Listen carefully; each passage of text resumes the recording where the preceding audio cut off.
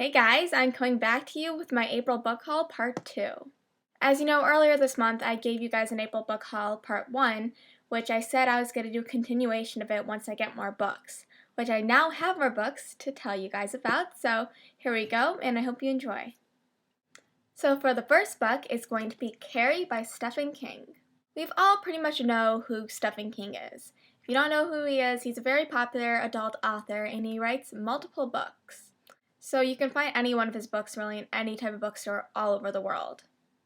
And this book, Carrie, is actually being made into a movie who's going to be starring Chloe Mortiz, something like that. So she'll be playing the main character. So for a quick summary, this book is technically about this girl named Carrie, and she is pretty much a loner in her everyday life. She has a very mysterious home life, and she gets asked to the prom by this guy. But that's not the important part, because once he asked her out to the prom, her gift turns out to be a weapon of horror. So it's pretty mysterious by the guidelines of this book. We're not sure what's going on. It's a very vague summary. Usually the vaguer summaries are, the more intriguing the book is. You want to read, you want to find this out, and I'm really excited to read this book because of that. And I saw the trailer for the movie and it looks very good. I'm really excited. They look like they have an excellent cast. The guy who asked Carrie to prom, the actor, he's actually being in Divergent. He's playing Caleb. So yay! Maybe I get to meet him. But yeah, so that's being interesting. I'm excited to see the movie too. I want to get this finished before the movie, but it's not my priority list for reading. So it's probably on the lower part, but I'll get to it before the movie, which is later this year. So yeah. So the next book is Wrecked by Anna Davies. So this book actually looks pretty cool just by the cover, as you can see, because the guy has scales on his chest. He has a nice face too. I'm a sucker for a good book cover. So this book is technically about this girl named Miranda, and she was technically in a ship crash with her friends, and they all drowned except her. When she gets back to her tight-knit community, they seem to blame her for this crash, and she doesn't even know why, because seriously, she didn't sink the ship. So she meets this guy named Christian, and something's very familiar about him, and throughout the book they fall in love. But he's very mysterious in the way that he's hiding something, maybe from that night of the ship crash. So this leads me to believe maybe he's like a merman or something, and he saved her, but just saved her. That's why she survived, because he goes on nightly swims, and it seems like he lives at the beach. So maybe he actually does. Maybe he lives in the water. Ooh, who knows? That's really interesting to me, and I really want to read this book. It's 311 pages, so it's not that bad. I'm not sure if it's there's gonna be a sequel or it's a trilogy or whatnot, but there's an epilogue, so maybe not. So yeah, this is one of the top reads on my shelves. I got it at the half-price bookstore, so score $6. Yes. So the next book was really inspired to me by reading all this Victorian stuff like Clockwork Princess, and then I was watching Game of Thrones. Love that show. It's on tonight, so yay. And then I was like, oh, maybe I could get more historical stuff. So I decided to get A Great and Terrible Beauty by Libba Bray. Can we just admire this cover for a second? Look how beautiful that cover is. I love her hair color. It's like mine. I like these types of book covers that are dramatic but not overly I'm young adult, look at me. So I really appreciate this book cover because it's very mysterious in a way of huh, what is this happening? And I love the name of the book, A Great and Terrible Beauty. That's such a cool name. So this is one of my top books I'm going to be reading soon.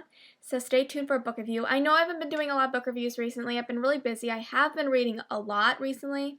So you'll be getting a lot of book reviews soon. But just school's been really stressful, so I'll get to book reviews once it calms down because only a month left of school. So yes.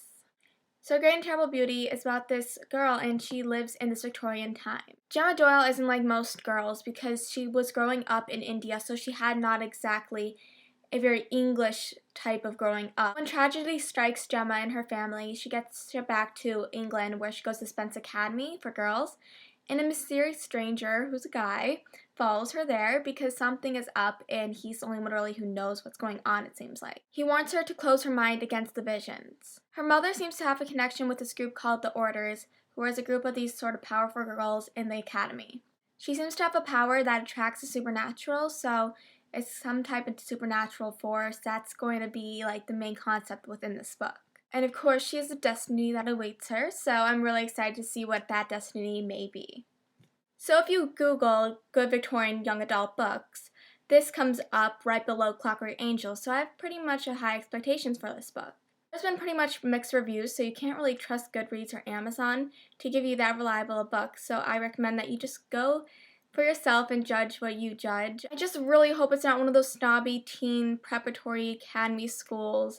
I know that they have a lot of books like that nowadays, and I just don't want that. I really want a good Victorian book that is not like Clockwork Princess or Clockwork Angel, because nothing can be like that, but something on the guidelines of a good Victorian novel with a supernatural aspect to it. This is one of the top books I'm excited to read, so I'm going to read another book that's coming up next first, and then this is the one I'm going to read after that. The next book I'm so excited to read. This is what I'm going to read right after I finish The Evolution of Mara Dyer. And I'm so excited. I've been Googling it. Don't worry, I haven't spoiled anything for myself except a little detail, but it's not that bad. So I'm really excited to read this book, and it's Graceling by Kristen Cashore. And it's such a beautiful cover. I love it. It's very interesting and intriguing. I'm really excited. My friend's reading it right now. She says nothing yet, but I hope she'll tell me about it once she's done. And I'm really excited to read this because I got it at the Half Price bookstore. I love that place. It seems really good, and I've only heard good things about it. It's about this girl named Katza. What's with the things with girls named Kat? Like Katniss, Katza. Yeah, that's pretty much Kat from Lex. Seriously. But it's pretty cool. Cool name. Start with a cat. Or a Sash. So this book is technically about the girl named Katza, and she has a grace. A grace is like a special skill that you're born with. The world she lives in is an alternate universe that it has 7 kingdoms. Did anybody think about 7 kingdoms? Game of Thrones. But her uncle, he is the king of one of the kingdoms, and he is sort of using her as a thug, as the king's thug, because she has the grace of killing people. Then she meets a guy named Prince Poe. I do not like his name, but I'll go with it.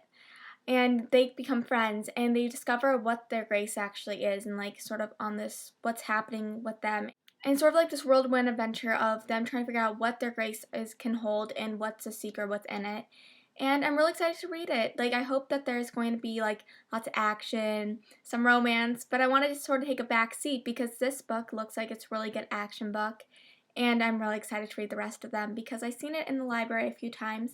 I'm like, maybe I should read that. Then I'm like, I'll get back to it. Now I'm finally picking it up and reading it. And I'm just waiting to finish Mara Dyer, and then, yay! So I'll get a review on this book soon. So not least is Eve by Carrie. And I've been meaning to get this book so many times, but I've never actually picked it up and bought it, except when I went to Barnes & Noble last week. I'm really excited to read this book because it's about this girl named Eve, and she lives in this post-apocalyptic world, and she goes to this all-girls boarding school. When she graduates from there, they don't really know what happens to you after you graduate, and it turns out something's up, and she runs away. She runs into this guy, and they sort of travel together, and it turns out that the boarding school or whatever is chasing her, trying to get her back because something is just up with this government. We're not sure what it is, but something is wrong. But really the reason Eve left was because she found out what actually happened to her after graduation. I really want to read this book. It seems very interesting. I hear there's lots of running around, so they just not much of face-to-face action with the enemy, but mostly just running away from them. But yeah, I'm okay with that. As long as there's good romance, I'm okay. Because either book has really good action or really good romance, because one of those things has to take a backseat in a storyline for the story plot to make sense in a way. So I really, really want to read this book, but that's going to be the third on my list. Thank you guys for watching my April book haul part 2, and I hope you enjoyed it.